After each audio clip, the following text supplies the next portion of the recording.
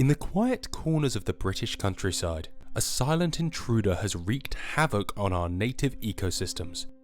This is the grey squirrel. Originating from North America, these non-native rodents were first introduced in 1876 and have since become a destructive force, costing the UK timber industry an estimated £14 million every year. They've not only done damage to our trees, but have also reduced the chance of a native woodland bird fledging by an average of 15%. Most people don't think that the grey squirrel is a predator. They see it as something cute and funny that runs around in urban parks. It's not. It's one of the most destructive creatures to UK trees we have. The only realistic option that we have available to us today is lethal control of grey squirrels. Gamekeepers manage grey squirrels by way of lethal control, known as culling. You can spot squirrels' nests, known as drays, up in trees.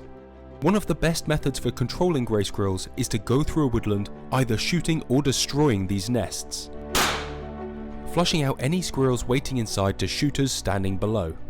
There are a couple of options that the government are currently looking at. One is hormone replacement to make all the squirrels male, and the other one is actually genetically modifying the squirrels to again make them male. There's something that the NGO aren't overly comfortable with, and we don't believe the research is there yet, so we're messing with wildlife when there are other options available. But we've got to keep an open mind. We know grey squirrels are a really incredibly destructive species, so we've got to keep an open mind. We've got to allow the government to do the research on all these different things, hormone replacement and genotherapy, whilst continuing to cull squirrels. While some suggest genetic modification or hormone replacement as an alternative solution, many non-governmental organisations stand against these methods. They argue that traditional culling, a method employed for decades, remains the most humane approach to controlling population numbers, without introducing potentially unforeseen consequences into the ecosystem. Why aren't they a problem in America? There's fewer squirrels over the land mass. So America's vast, it's the size of the continent of Europe, so locally they might be a problem, but also in America they're a native species and the damage they're causing is supposed to be done. Tim, we've previously discussed that the government are totally pro killing deer. They spend a lot of money killing deer, they spend a lot of money incentivising people to kill deer. Why don't they seem to care so much about squirrels? I think historically it's been a difficult subject for them because to control squirrels is quite costly.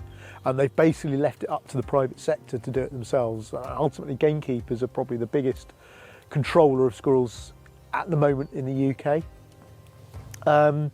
They have just launched a squirrel officer and a squirrel programme where you can get a grant to help with squirrel control.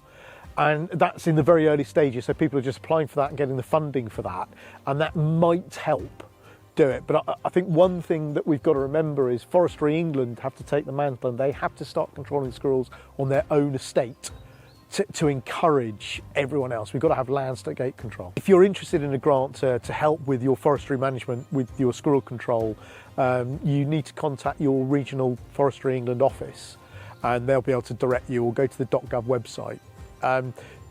The grants are like all grants. They're relatively high input, but they're relatively well funded. But I don't know how long that money will last for. So it is worth looking at if you're struggling with squirrel control. We need to get more landscape control done.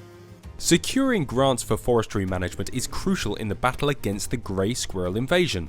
The importance of these grants cannot be overstated, as they fund initiatives aimed at preserving native flora and fauna, while minimising the impact of these invasive species. Applying for and allocating these grants ensures a sustainable and balanced ecosystem for generations to come. In your opinion, Tim, what does the future look like with grey squirrels? Will we see a cultural change towards wanting to control them, or is it too late? I think there's a shift towards that anyway, and I think that's going to be driven by the protection of red squirrels. So we can see in certain areas of northern England where there's proper citizen landscape control going on, in sort of Liverpool, Merseyside and places like that, where ordinary citizens are going out of their way to trap grey squirrels, remove them from the countryside and the towns, So these reds have got a chance. And I think that's one of the really, really important drivers to it. I think there's also some things that are going to prove as a barrier to controlling grey squirrels, and one of those, controversially, is going to be the releasing of pine martens across the landscape.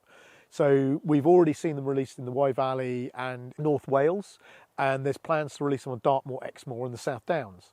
Now, one of the drawbacks on this is, as I've said, gamekeepers are the largest controller of squirrels in the UK. They'll no longer be able to set a trap to kill a grey squirrel because they might catch a pine marten. So I believe that releasing pine martens is going to have an adverse effect and will probably boost the grey squirrel population, or if not boost it, disperse it to a wider area. The grey squirrel's arrival has surely had a profound effect on our red squirrel population.